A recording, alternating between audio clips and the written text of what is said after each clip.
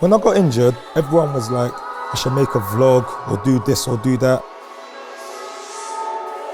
But I thought to myself, I'm not the only person that suffered from a long-term injury.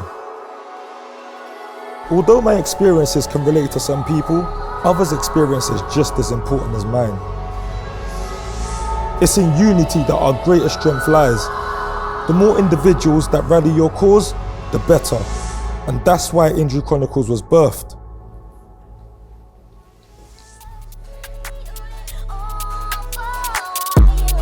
So we have come together to share our experiences through a series of personal interviews.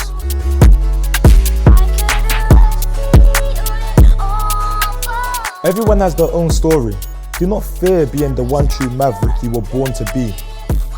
Create your narrative and inspire.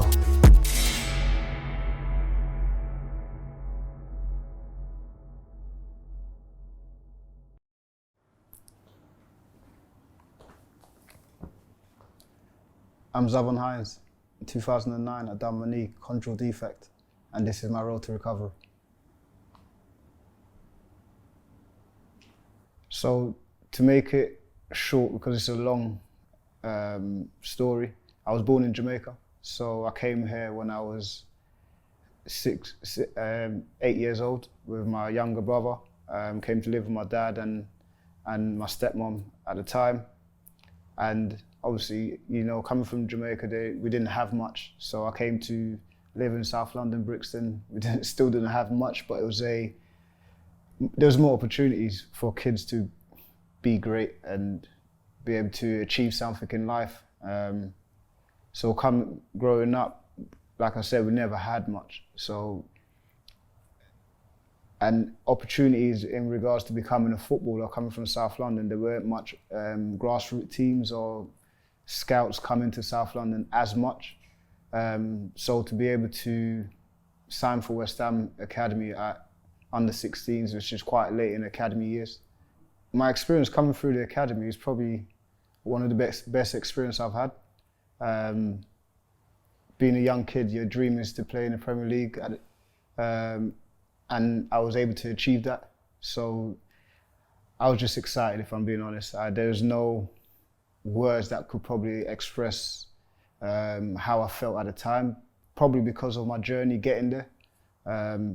A lot of people probably know about that, but the feeling that I had right now, if I was to sum it up in one word, was probably relief. And at the time, the manager at the time was Alan Kirbyshire, so I made my first team debut in the League Cup, which was another big achievement for me. And then after, obviously, I didn't get another opportunity till the following year, where the manager was Zola, and that was probably the time that I made my first proper appearance in the Premier League, and stamped my basically authority and said that I kind of belong at this level. So yeah, that was a good time for me. Yeah, I remember it like it was yesterday. I remember we was playing against Man United at Upton Park, and before the game I had a little niggle before, so it was building up for a long period of time. So yeah, and I started that game, so obviously I was excited again, another big moment for me, and I was in a good phase of my career. I was playing, I got called up to England 21s, and I was doing quite well. So, and yeah, this moment came out of, not nowhere, but it kind of hit me back kind of bit, because I was in a good position and a good phase of my career. So yeah, it was against Man United. Just got injured just before halftime, came off at halftime, then didn't see the pitch again for another 11 months.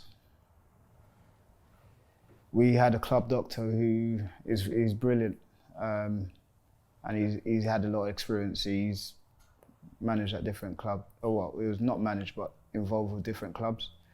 So when I first got the injury, obviously I went all over Europe. I went to Milan, I went in Belgium, I went to France, I think, and I went into central London as well to see different specialists, knee specialists. And I think even though the options was there to become better, it was probably one of the worst times, because I never knew what the outcome would be.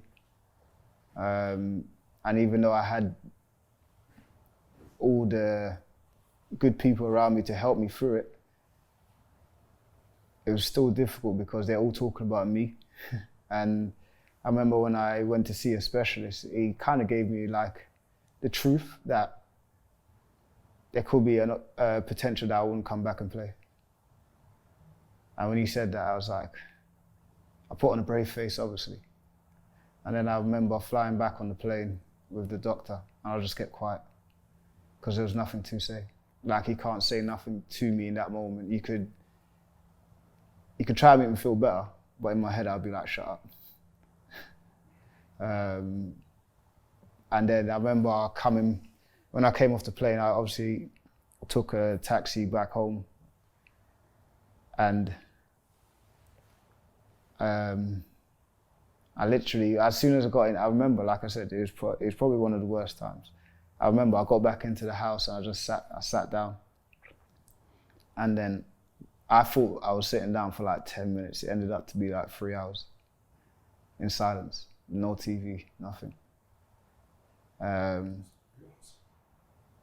So yeah, that's probably one of the hardest moments for me. I doubted that I would still get that same opportunity that I would have had. I always believed that I could be whatever I want to be. But I know how football is.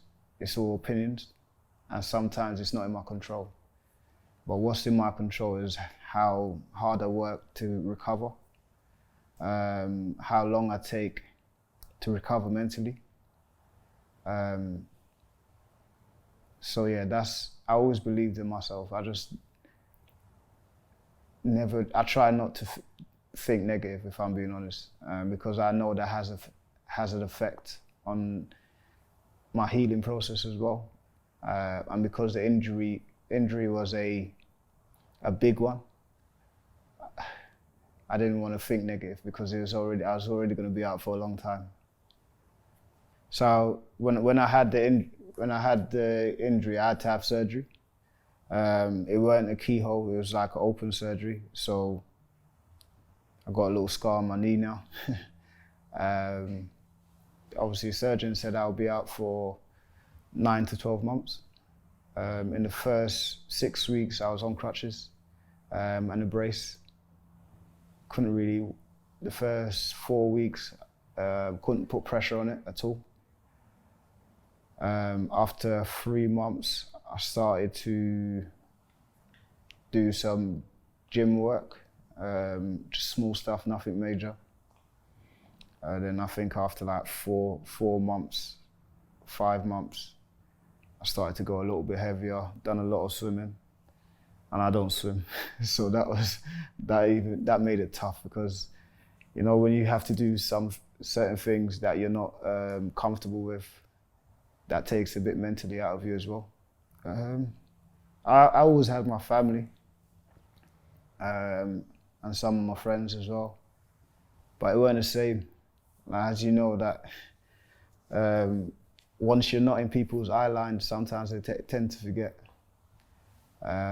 So whereas before, the 9 months before, I was in the papers, I was on TV, I was on Match of the Day. I was doing good things. I was relevant.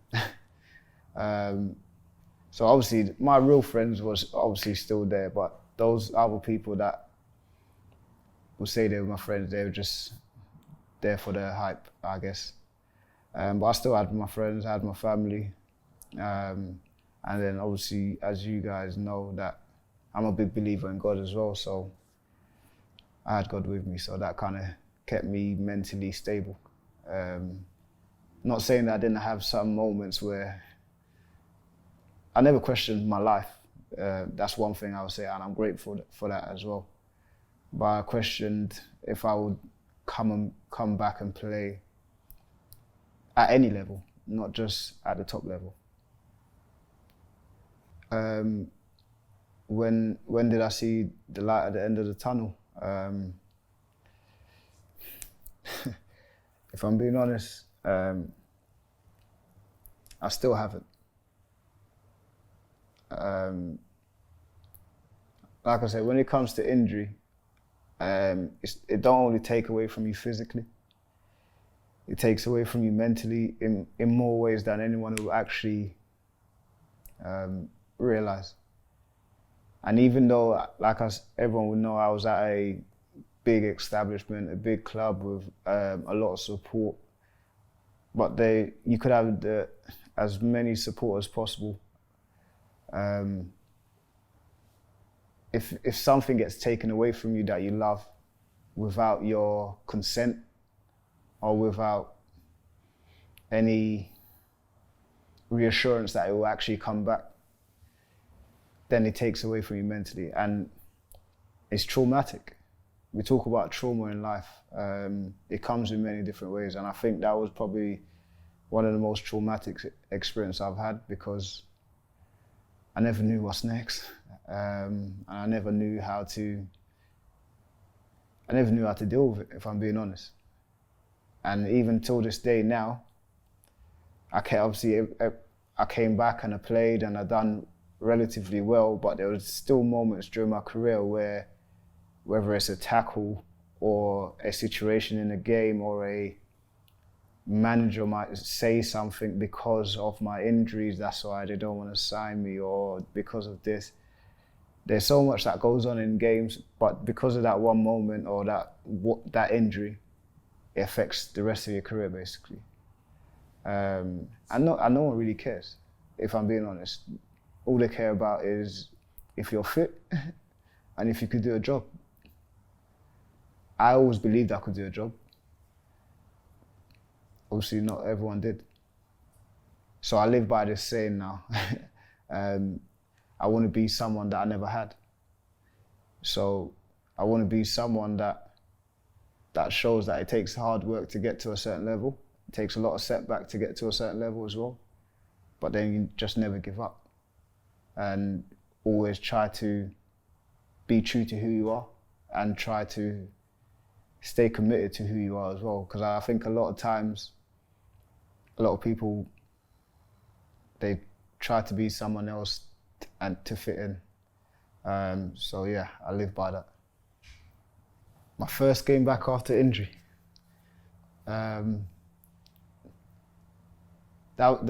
Like feeling wise, I remember it was the FA Cup game and we played Barnsley at home at Upton Park. And I came on. And just walking out in front of like the home fans anyway, it's a boost itself. And then like just coming on, the feeling that I felt, if I was to sum it up in one word, it's probably relief. Because I've done it, basically. I recovered.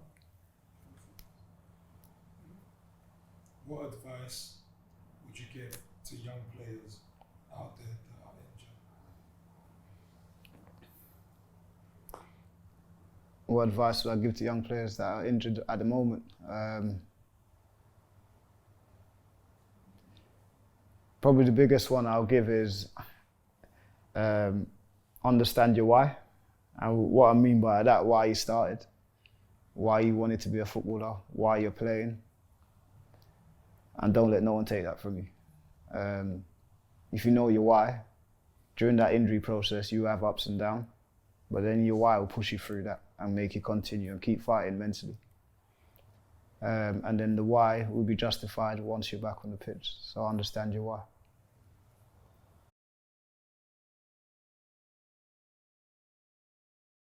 What did the whole experience teach me? I just think it teach me that I'm the man. If I'm being honest, it teach me like, because we go through so many different things in life, traumatic, sad, happy times. And it just teach me that, listen, life will, so-called life, as they say, life will come at you fast, but we're adaptable. We are actually flexible. And we could actually do anything that we actually want. What stops us is only one thing, and I say it to the kids that I coach now, and that's ourselves. So, yeah, just keep pushing. Round of applause, man.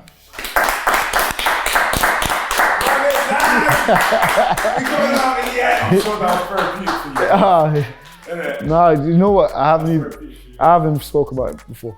So it's good to let out. I do therapy, so it's right. Nah, but it's good though, man. Because I've never actually spoken about it on camera. Yeah. Never, ever. Understand your why. And what I mean by that, why you started. Why you wanted to be a footballer. Why you're playing. And don't let no one take that from you. If you know your why, during that injury process, you have ups and downs. But then your why will push you through that and make you continue and keep fighting mentally.